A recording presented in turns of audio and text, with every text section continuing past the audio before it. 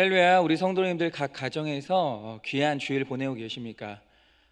뉴스를 보니까 지금 이제 회복의 날이 조금씩 가까워 오고 있는 것 같은데요.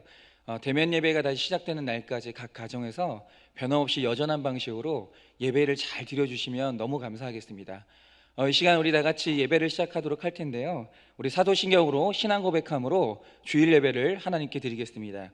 전능하사 천지를 만드신 하나님 아버지를 내가 믿사오며 그 외아들 우리 주 예수 그리스도를 믿사오니 이는 성령으로 잉태하사 동정녀 마리아에게 나시고 본디오 빌라도에게 고난을 받으사 십자가에 못 박혀 죽으시고 장사한 지 사흘 만에 죽은 자 가운데서 다시 살아나시며 하늘에 오르사 전능하신 하나님 우편에 앉아 계시다가 저리로서 산자와 죽은 자를 심판하러 오시리라. 성령을 믿사오며 거룩한 공회와 성도가 서로 교통하는 것과 죄를 사하여 주시는 것과 몸이 다시 사는 것과 영원히 사는 것을 믿사옵나이다. 아멘. 이 시간에 우리 다 같이 찬송가 314장 찬양할 텐데요. 저희가 이렇게 살아가는 날 동안 이 악하고 음란한 세상 가운데서 나 자신을 지키고 구원의 길을 계속 갈 수 있는 것은 오직 하나님을 향한 사랑밖에 없는 줄 압니다. 이 시간에 우리 다 같이 찬양할 때 주님, 세상이 흔들리고 변하여도 주님 사랑하는 내 마음을 지켜달라고, 천국을 사모하는 내 마음을 꼭 붙들어 달라고 우리 기도하는 마음으로 찬양합니다. 내 구주 예수를, 내 구주 예수를 더욱 사랑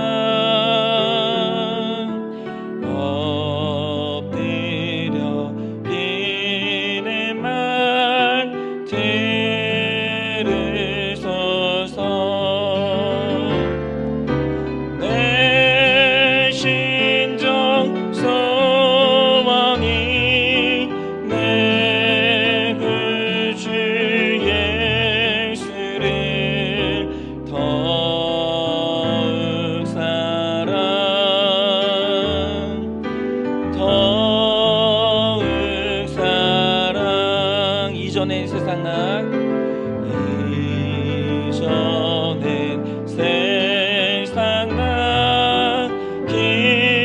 기뻤어도 지금 내 기쁨은 오직 예수. 다만 내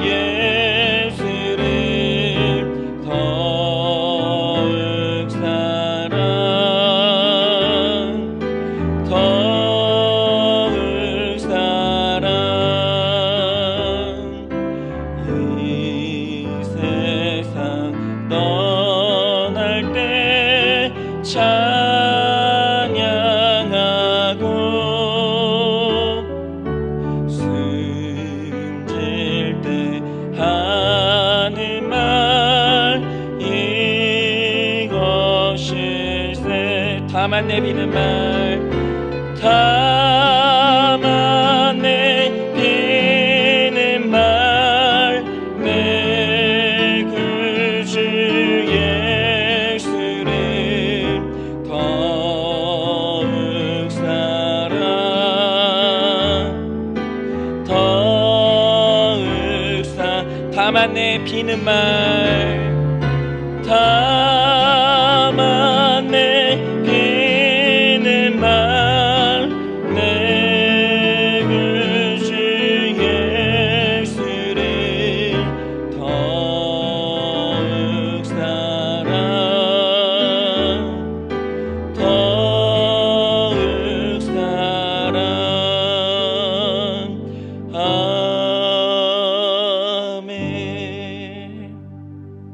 우리 다 같이 말씀 보겠습니다. 함께 보실 말씀은 마태복음 5장 38절에서 48절까지 말씀입니다. 함께 보실 말씀은 마태복음 5장입니다. 마태복음 5장 38절에서 48절까지 말씀입니다. 마태복음 5장 38절에서 48절까지 말씀을 제가 여러분을 대신해서 대독하도록 하겠습니다. 자막이 제공되니까요, 여러분 눈으로 같이 따라 읽으시면 좋겠습니다. 마태복음 5장 38절에서 48절까지 말씀 대독하겠습니다. 또 눈은 눈으로 이는 이로 갚으라 하였다는 것을 너희가 들었으나 나는 너희에게 이르노니 악한 자를 대적하지 말라. 누구든지 내 오른뺨 뺨을 치거든 왼편도 돌려대며 또 너를 고발하여 속옷을 가지고자 하는 자에게 겉옷까지도 가지게 하며 또 누구든지 너로 억지로 오리를 가게 하거든 그 사람과 심리를 동행하고 내게 구하는 자에게 주며 내게 구고자 하는 자에게 거절하지 말라. 또 내 이웃을 사랑하고 내 원수를 미워하라 하였다는 것을 너희가 들었으나 나는 너희에게 이르노니 너희 원수를 사랑하며 너희를 박해하는 자를 위하여 기도하라. 이같이 한즉 하늘에 계신 너희 아버지의 아들이 되리니 이는 하나님이 그 해를 악인과 선인에게 비추시며 비를 의로운 자와 불의한 자에게 내려주심이라. 너희가 너희를 사랑하는 자를 사랑하면 무슨 상이 있으리요? 세이도 이같이 아니하느냐? 또 너희가 너희 형제에게만 무난하면 남보다 더하는 것이 무엇이냐? 이방인들도 이같이 아니하느냐? 그러므로 하늘에 계신 너희 아버지의 온전하신 것 같이 너희도 온전하라. 아멘. 기도하겠습니다. 하나님, 우리가 한 주 동안 에스겔서의 말씀을 보면서 정말 지옥과도 같은 하나님의 심판의 메시지를 들었습니다. 왜 하나님께서 이 땅 가운데 사는 하나님의 백성들에게 지옥을 경험하게 하시는가? 그것은 죽어서 가야 하는 지옥을 막게 하기 위해서 이 땅 가운데서 죄에서 떠나라고 지옥을 경험케 하시는 것입니다. 하나님 아버지, 말씀을 듣다 보면 이 말씀이 달고 꿀 같은 말씀만 있는 것이 아니라 애곡과 재앙과 애통의 말씀도 있다는 것을 우리가 듣게 됩니다. 하나님, 정말 어떤 말씀을 주시든지 그 말씀을 잘 삼키게 하여 주시고 그것이 내 뱃속에서 양약이 되어 하나님 말씀대로 살아가는 자양분이 될 수 있도록 주님께서 오늘도 말씀 가운데 우리를 인도하여 주시옵소서. 하나님, 오늘도 변함없이 말씀을 듣는 가운데 예물을 들고선 주의 백성들이 있습니다. 하나님, 그 백성들의 삶을 주님께서 보호하여 주시고 지키사 쓸 것을 하나님께서 마련하여 주시고 어디를 가든지 하나님의 뜻이 이루어지는 가정 될 수 있도록 주님께서 함께하여 주시옵소서. 주님, 이 시간 말씀을 듣겠습니다. 말씀하여 주시옵소서. 예수님의 이름으로 기도드립니다. 아멘. 네, 오늘 함께 나누실 말씀의 제목은 온전함을 이루는 인생, 온전함을 이루는 인생이라는 제목으로 함께 말씀 나누도록 하겠습니다. 신문을 보니까 홧김에 장모를 죽이고 처남과 처제한테 중태를 입힌 그런 사람의 기사를 본 적이 있습니다. 그런데 이 사람이 왜 이렇게 화가 났는지 보니까 이 장모가 자기 부인이죠. 즉 딸을 데려다가 술집 접대 부위를 시켰다는 거예요. 그러니까 이게 어떻게 가능한지는 모르겠는데 딸에게 접대부 일을 하게 한 장모님도 당연히 문제고 살인으로 분노를 해결한 이 사위도 문제였습니다. 그런데 가정 안에서 실제로 이런 일들이 일어나고 있다는 게 더 큰 문제예요. 그 가족들이 하나님을 믿는지 안 믿는지는 잘 모르겠습니다. 그런데 그러면 신앙생활 한다는 가정들은 온전하겠습니까?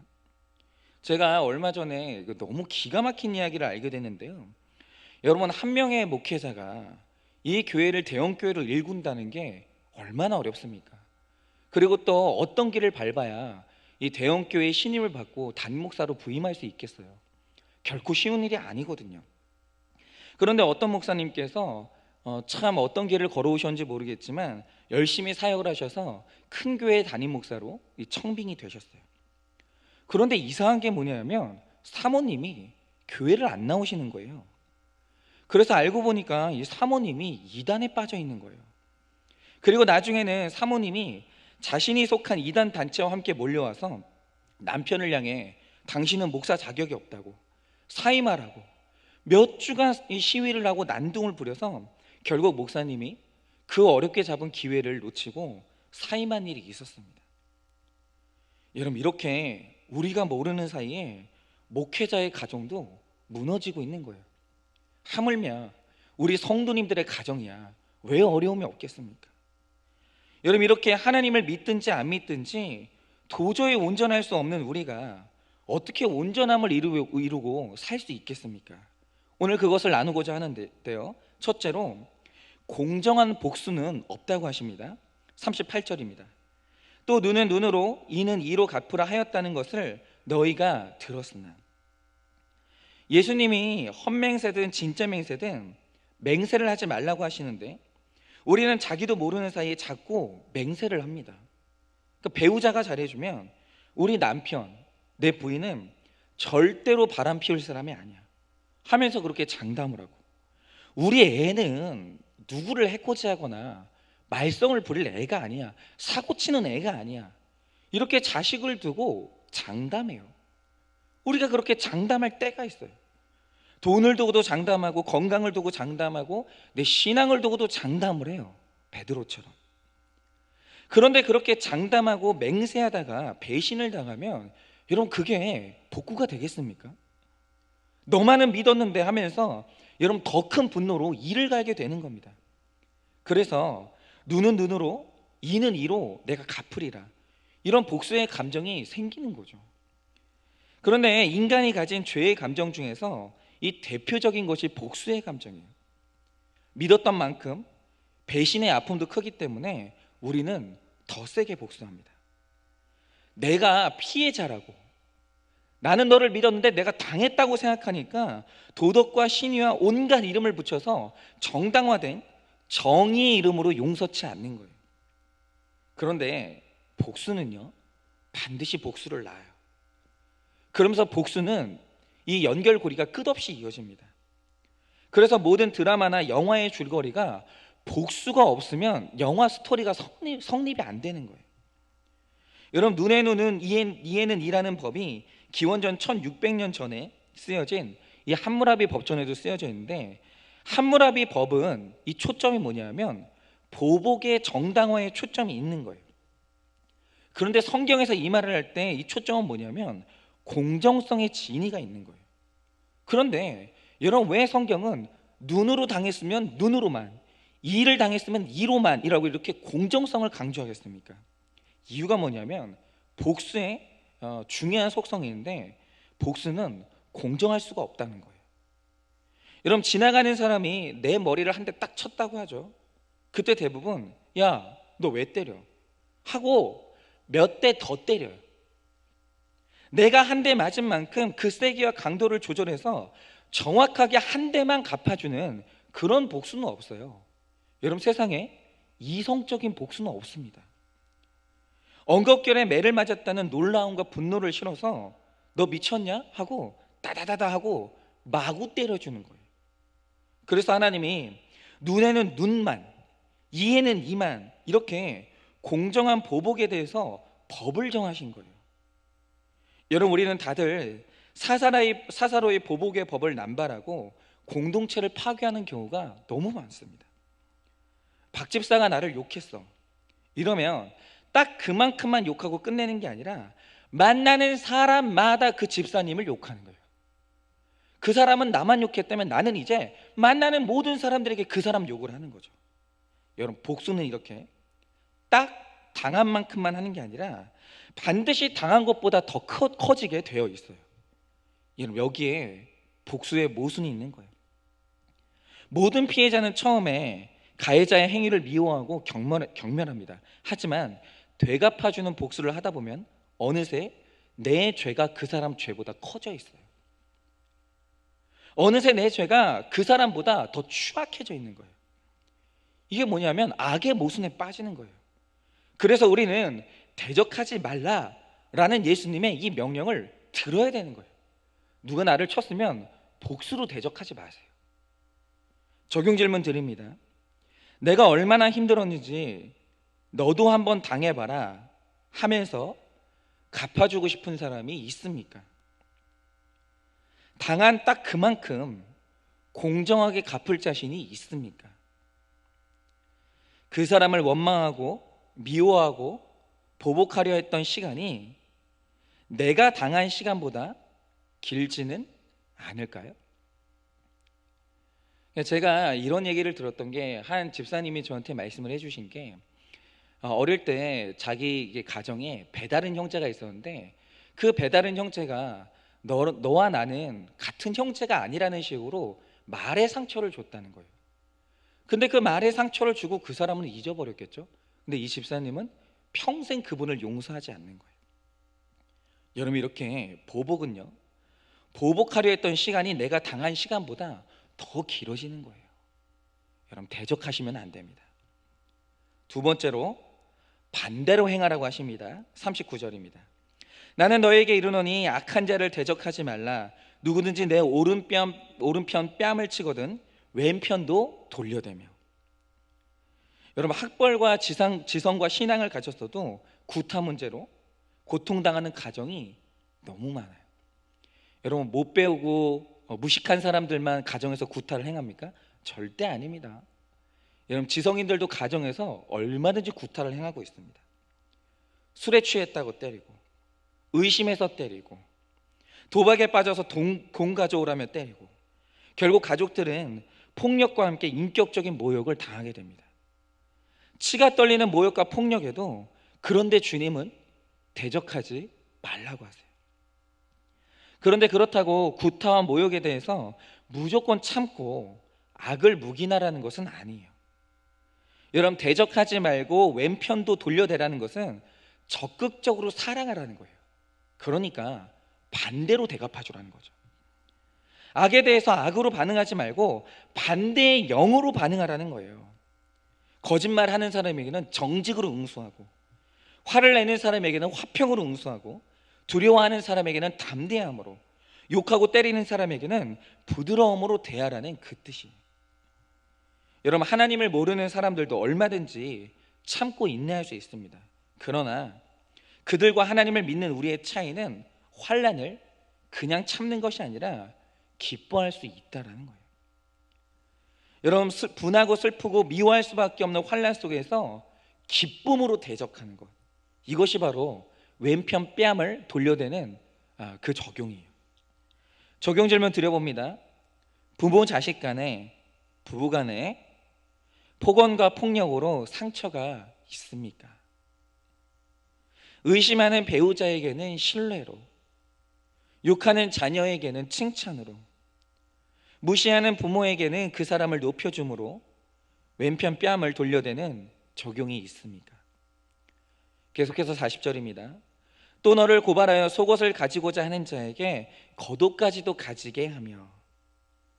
이거는 김양재 목사님의 사례인데요. 남편의 도박빚으로 집을 잃게 된 처지의 노인분이 상담을 하러 왔습니다. 남편이 이제 제의를 한 게 뭐냐면, 도박을 끊지 못해서 이 도박 때문에 집을 날리게 된 형편이니까 우리 서류상으로 이혼을 해서라도 집은 지켜야 되지 않냐라고 남편이 그렇게 제의를 한 거예요. 그러니까 사람들한테 물어보니까, 아니 남은 것이 하나도 없는데 그렇게 해서라도 집은 지켜야 된다고 주변 사람들도 다 그렇게 얘기를 해주는 거예요. 그런데 이분이 너무 이제 마음에 찜찜함이 있는 거죠. 그래서 마지막 도장을 찍기 전에 목사님을 찾아왔어요. 그러니까 내가 이미 마음에 다 정하고 그 다음에 마지막으로 예의상 목사님 찾아온 게 아니라 이분은 정말 경청하고자 찾아온 거예요. 근데 여러분 같으면 이 상황에서 어떻게 대답하시겠습니까? 집이 걸려 있어요. 여러분은 뭐라고 처방하시겠습니까? 여러분, 이때 목사님이 그분한테 물었어요. 집사님, 정말 남편이 예수님 믿고 구원받기 원하세요? 진짜로? 그러니까 이 아내분이 그렇다고 대답했어요. 그러니까 이 대화는요, 구원이 내 인생의 목적이 아니면 그러니까 대화가 안 이어지는 거예요. 그런데 이분이 구원받기 원한다고 대답을 했습니다. 그러자 이제 다시 물으셨어요. 도박빚이 문제가 아니라 남편이 구원받고 하나님을 만나야 도박도 끊을 수 있다는 걸 인정하십니까? 그러니까 이분이 역시 그렇다고 대답을 하셨어요. 그래서 진심으로 구원을 원한다면 집을 잃는 것을 두려워하지 말라고. 툭하면 집을 담보로 얻어서 빚을 얻어서 이 도박을 한다고 했는데, 집이 없어야 남편도 도박을 못하죠. 잡혀먹을 재산이 없으면 빚도 질 수 없지 않겠습니까? 힘들어도 집을 잃는 것이 남편이 돌아오는 방법일 수 있습니다. 그러니 이혼하지 마시고 가정을 지키십시오. 이렇게 처방을 하셨다는 거예요. 여러분, 오늘 말씀에 속옷을 달라 하는 자에게 겉옷도 주라고 하셨는데, 여러분 이거 정말 어려운 말씀이에요. 이 말씀의 배경을 알면요, 이게 얼마나 어려운지 다 아실 거예요. 여러분, 중동 지방에서는 일교차가 커서 낮에는 굉장히 덥습니다. 그런데 저녁에는요, 무서울 정도로 기온이 뚝 떨어져요. 그래서 겉옷은 단순히 몸을 가리는 용도가 아니라 생명과 직결되는 거예요. 늘 겉옷을 가지고 있다가 밤에 온도가 떨어지면 그걸로 내 체온을 보호해야 됩니다. 여러분, 한낮에 다니던 차림으로는 얼어 죽을 수 있기 때문에 겉옷은요, 저당 잡혀도 안 되고, 혹 저당을 잡혔다 해도 해 지기 전에는 돌려주는 게 법이에요. 겉옷이요, 이렇게 중요합니다. 그런데 하나님은 속옷을 달라 하는 사람에게 이 생명 같은 겉옷까지 주라는 거예요. 여러분, 이게 무슨 적용이 되겠습니까? 여러분, 이 집사님도요, 도박하는 남편과 지금까지 살아준 것만 해도 어디예요? 그렇죠? 그런데 이제는 집까지 잃고 거리에 나앉게 됐어요. 그러면 이제는 내 권리를 지키기 위해서, 마지막 남은 생명 같은 집을 지키기 위해서 송사하고 싶죠. 서류상 이혼하고 싶죠. 그런데 그 남편의 구원을 위해서 더 내놔야 될 게 있다고 그렇게 말씀을 하시는 거예요. 겉옷에 해당하는 집까지 내놔야 된다면 그렇게 하라고 그렇게 말씀을 하시는 겁니다. 그런데 너무 어려운 일이죠. 그런데 여러분, 이 집사님은요, 말씀과 목사님의 이 처방에 순종해서 이혼을 철회했어요. 그리고 돈이 없으면 없는 것에 순종하기로 결단을 했습니다. 여러분, 이런 집안에 역사가 일어나는 거예요. 어떤 역사가 일어났냐? 그리고 오직 남편의 구원을 위해서 빚도 갚을 수 있다면 조금씩 갚아가기로 마음을 먹었어요. 그리고 그 과정에서 힘들죠. 너무 집이 아깝고 위태롭죠. 그래서 흔들릴 때마다 목장의 식구들과 나누고 함께 기도하면서 공동체와 함께 마음을 다잡고 계속 그 길을 갔어요.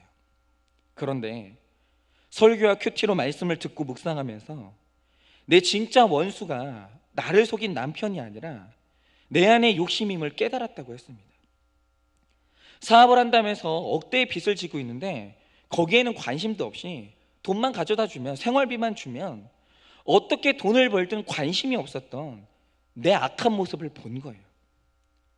그래서 이 모든 일이 나의 물질우상을 보게 하시고 회개시키려고 하나님이 주신 내 구원의 사건이라는 것을 이분이 깨닫게 됐어요. 그러자 먼저 원망의 마음이 기쁨으로 변했고, 미움과 원망으로 죽어가던 자신이 살아난 이야기를 가족과 친구들에게 전하기 시작했어요. 그러니까 내가 살아난 사람은요, 입을 다물 수가 없어요. 우물가의 여인처럼 사람들에게 간증을 하게 되어 있습니다. 그러자 어떤 역사가 일어났냐? 이 집사님의 변화된 모습, 그리고 이 힘든 남편과 살아가면서 겉옷까지 내주고서도 이렇게 기쁘게 살아가는 그 모습에 감동해서 시댁 식구들이 전도됐어요. 뿐만 아니라 남편이 떠안기고 간 빚을 시댁 식구들이 갚아주기로 결심을 했어요. 뿐만 아니라 화병이 근원이 돼서 온몸이 아파 일을 할 수 없게 됐었는데 화병이 사라지니까 몸이 회복됐어요. 그래서 예전에 하던 이 간호사 일도 복직이 됐다고 합니다. 다 회복이 된 거예요. 다 갚아주신 거예요.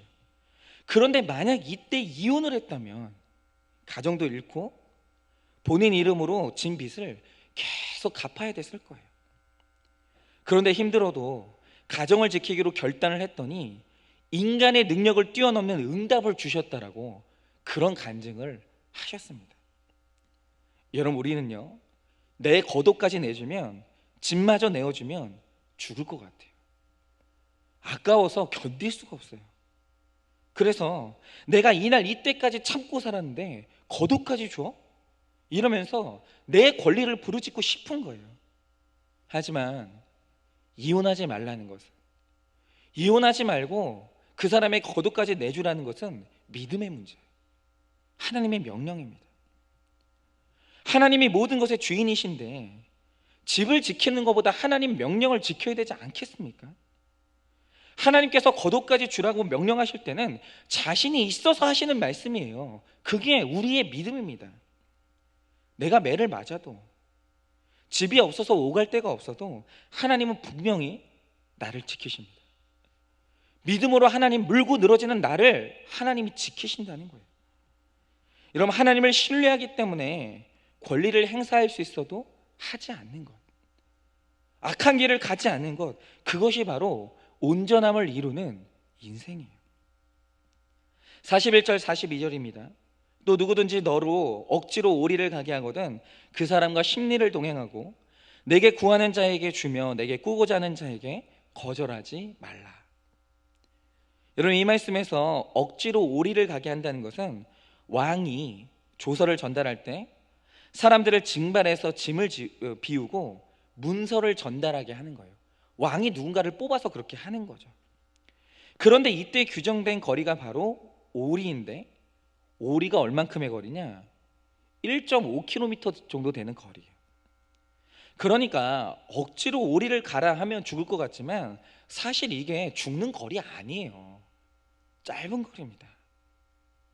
여러분, 마찬가지로 배우자가 나를 한평생 힘들게 하는 것 같지만 나의 한평생이 그렇게 긴 시간이 아니에요. 그리고 오리를 가라는 것은 내 뜻이 아니라 왕의 명령이에요. 왕의 명령이 때로는 너무 가혹하고 부당하게 느껴질 수 있지만 왕의 명령을 잘 수행하면 반드시 상이 있습니다. 여러분, 우리의 왕은 하나님이세요. 왕이신 하나님의 명령이 무겁게 느껴질 때가 있어요. 야, 한번 결혼했으면 그 힘든 배우자와 끝까지 가. 이건 나의 명령이야. 이렇게 말씀하시는 게 무겁게 느껴질 때가 있다는 거죠. 부당하게 느껴질 때도 있지만 기쁘게 순종하면 왕이신 하나님께서 반드시 기쁘게 순종하는 자에게 주실 상이 있다라고 그렇게 말씀하십니다. 여러분, 저는 목회자예요. 그래서 저의 상사는, 윗상사는 하나님이십니다. 그런데 이런 목회자를 일컬어서 주의 종이라고 합니다. 여러분, 정말 목회자는요, 사람의 종이 아니에요. 그래서 하나님을 두려워할 뿐 사람의 눈치, 세상의 눈치를 봐서는 안 됩니다.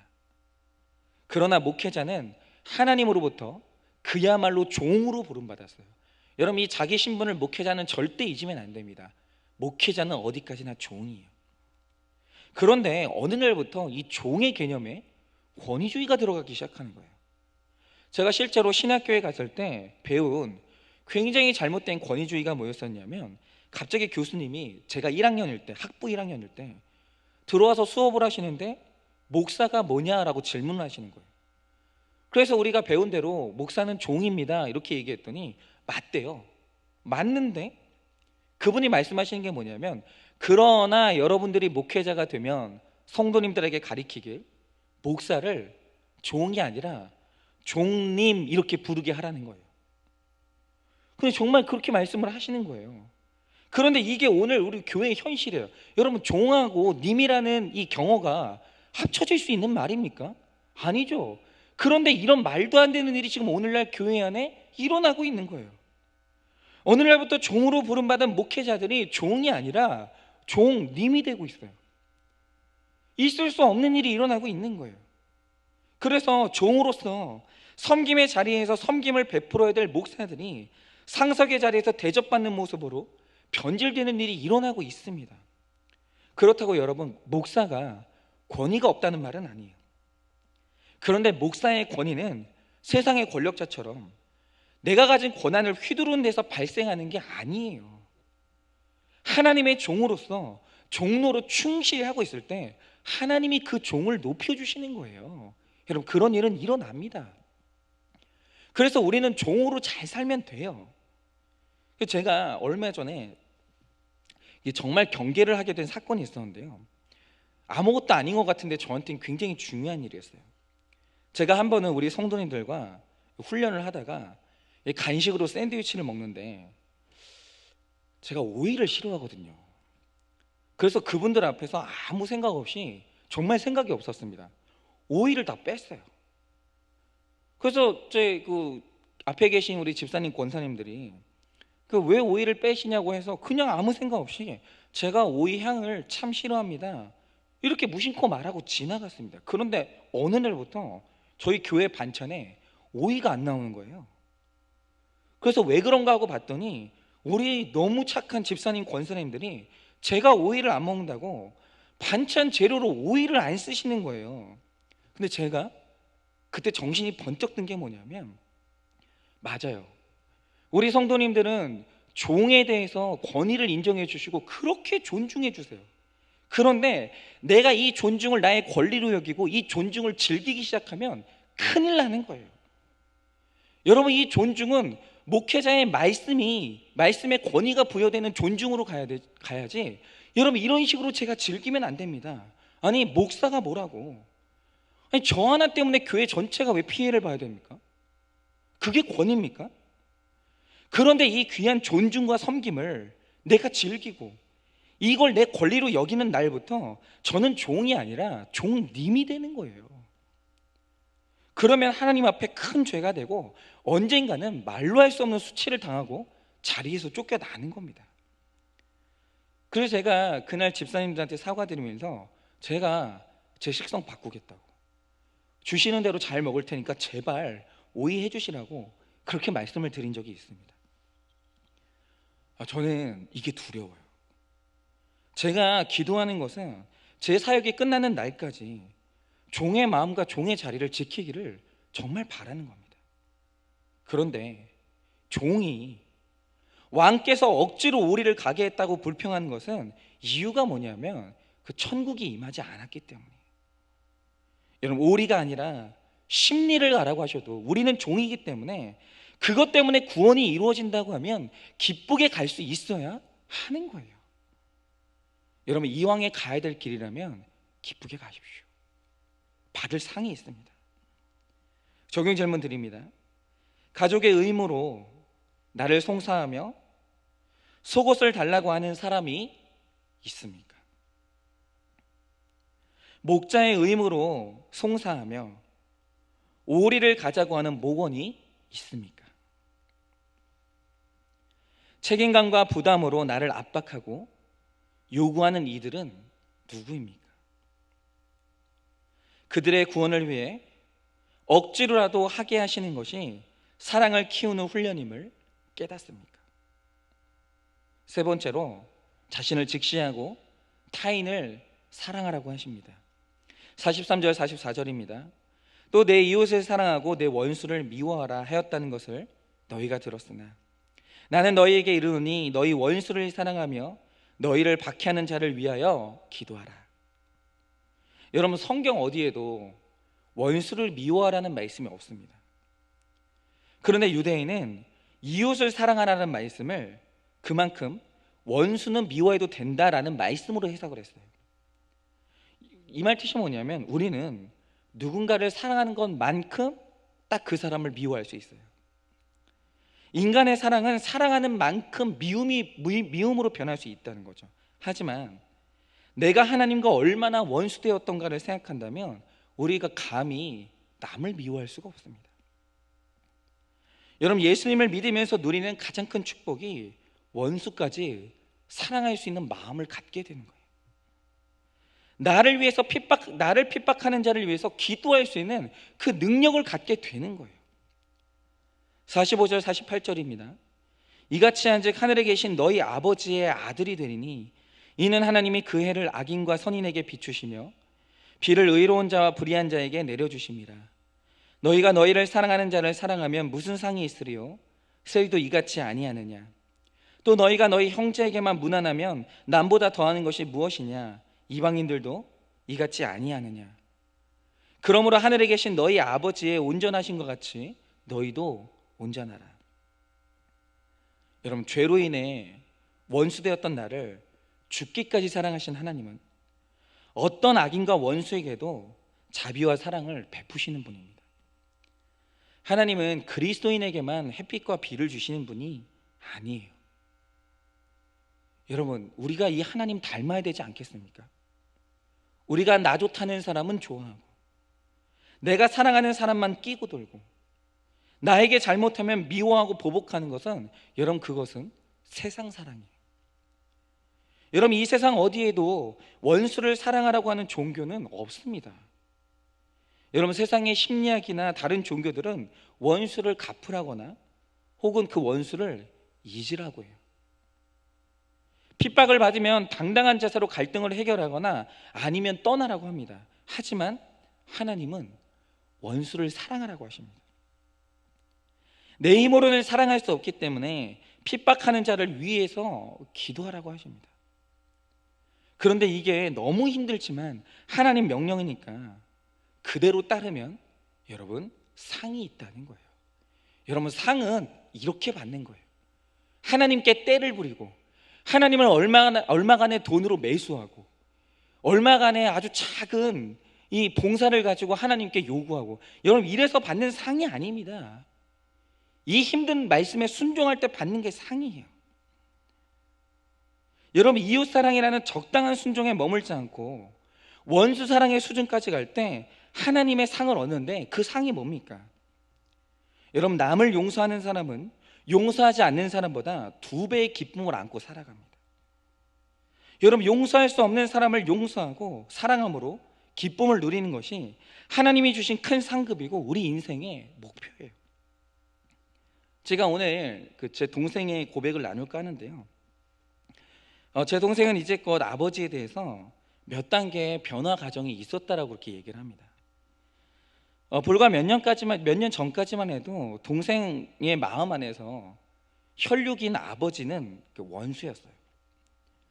나에게 차별의 상처를 주신 분, 또 가정에서 고부간의 갈등이라는 불화와 다툼의 원인을 제공한 분, 늘 그런 원망 속에서 이 동생의 마음의 아버지는 원수였습니다. 그리고 이 분노의 불은 정말 뜨겁게 타오르고 있었어요. 그러나 그간 보고 들은 말씀이 있어서 비록 구속사는 없었지만 부모를 공경하라는 말씀 안에서 이 불같은 원수의 마음을 어느 정도 누그러뜨리는 것까지는 됐어요. 근데 이게 아버지를 향한 첫 번째 단계였습니다. 그러니까 정신이 성숙해 가면서 재혼은 할 수 있게 된 거죠. 하지만 여전히 동생의 마음속의 아버지는 가해자고 자신은 피해자였습니다. 이런 가해자 아버지를 용서해야 되지만 용서가 안 되는 게 나의 가장 큰 문제라고 생각을 했어요. 그래서 동생이 이걸 해결해 보려고 여러 가지 심리책도 읽어보고 내적 치유 프로그램에도 참가해봤지만 이 용서의 문제가 해결이 안 되는 거예요. 그때 하나님의 은혜로 제 동생이 자기 죄를 보는 이 구속사의 큐티를 만났습니다. 그리고 큐티를 통해서 말씀으로 자기 죄를 보기 시작하면서 내면에서 엄청난 변화를 겪은 거예요. 이거는 제가 옆에서 본 거예요. 어느 날 창세기를 큐티하는 가운데 술 취해서 하체를 드러내고 잠들었던 아버지 노아의 연약함을 조롱하고 수치를 드러냈던 아들이 있었는데 그게 함이에요. 그런데 이 함이 바로 나라는 하나님의 벼락 같은 음성을 어느 날 제 동생이 듣게 됐습니다.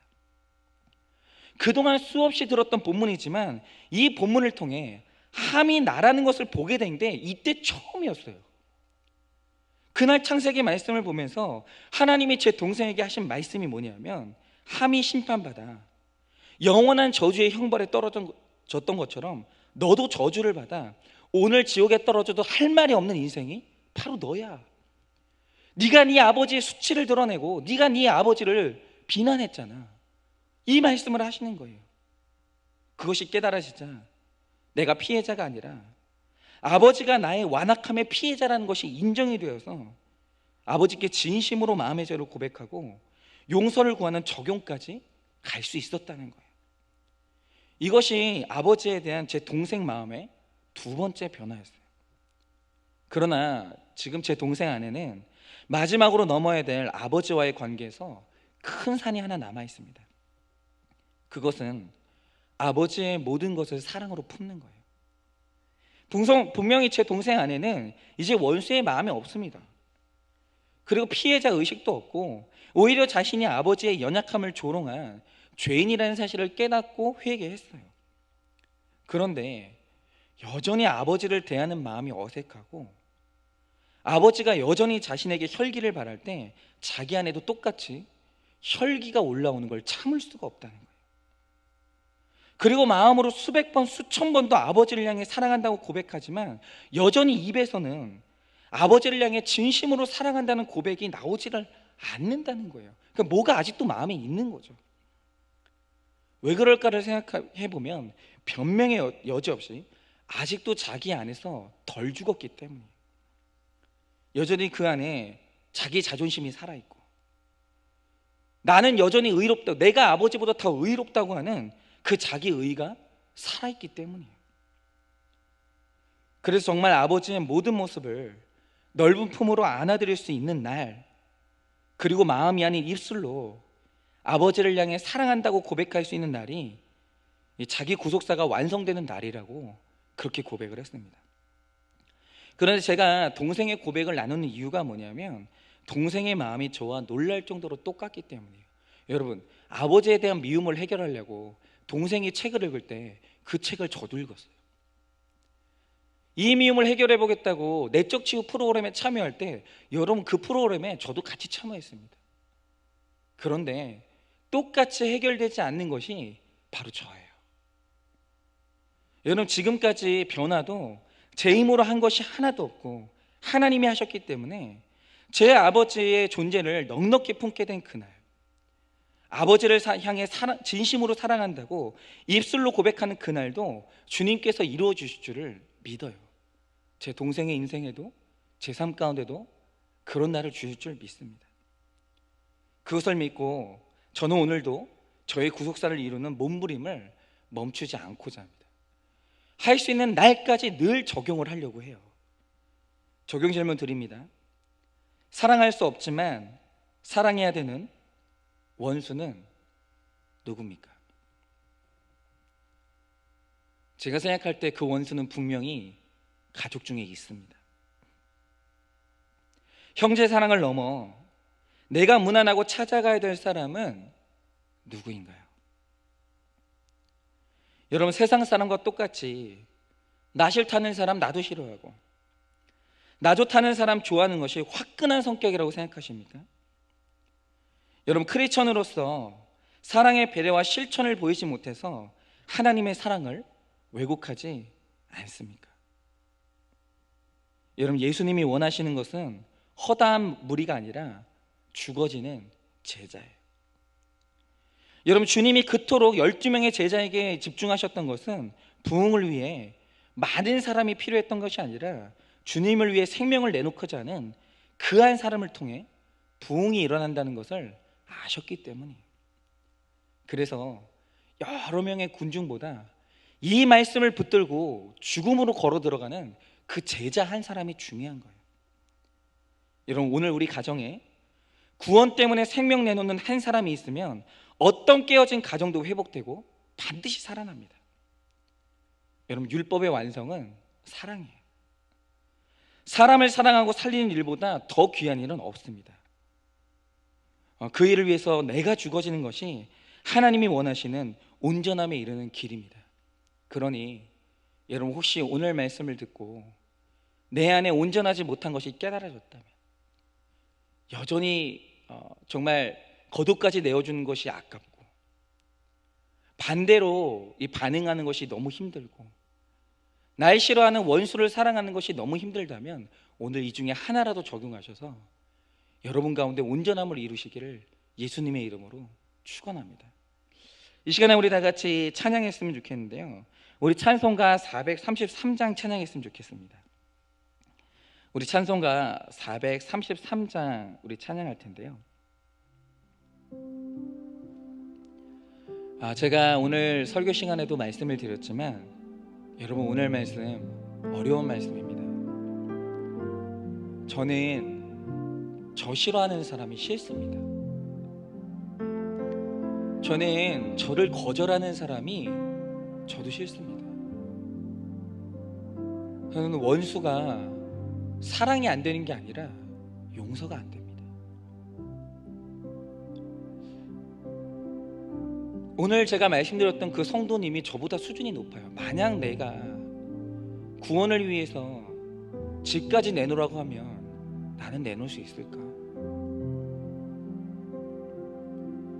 여러분, 그래서 오늘도 우리가 기도해야 되는 게 뭐냐면, 귀하신 주님, 날 좀 붙들어 달라고.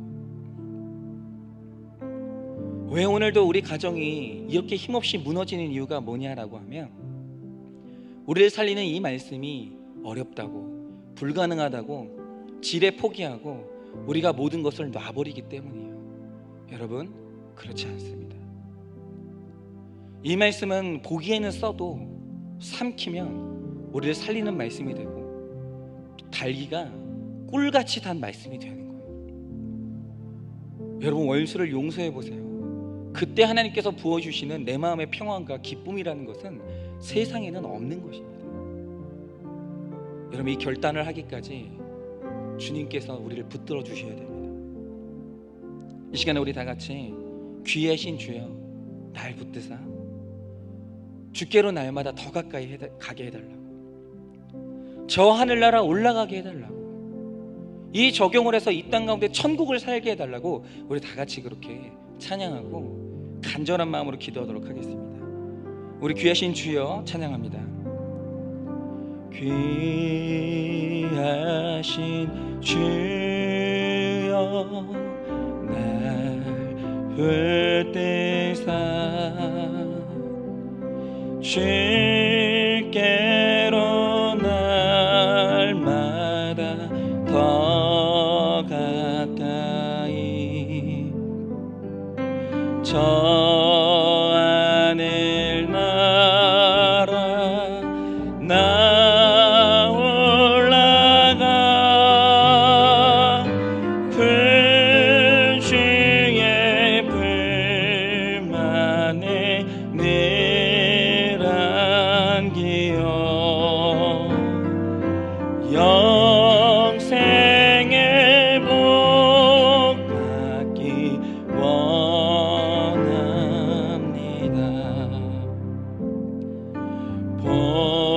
봉헌할 물건 나 없어도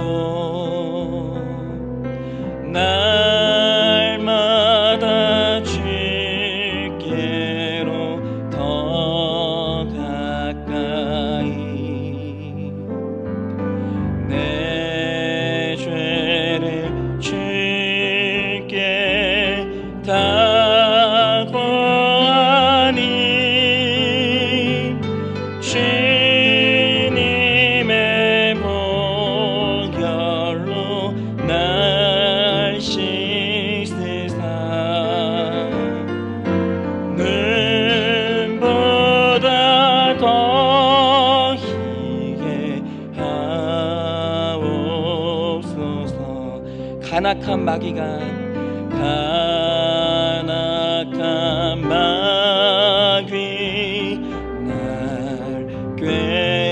꿰어도 주 예수 앞으로 더 가까이 이 세상 속한 그 허영심 또 주한 생각을 다 버리니 정결한 마음 내게 늘 주소서. 이 세상 내가 살 동안에 주께로 날마다 더 가까이 저 배는 천국 나 들어가 한없는 복락을 다 얻도록 풍성한 은혜를 주옵소서.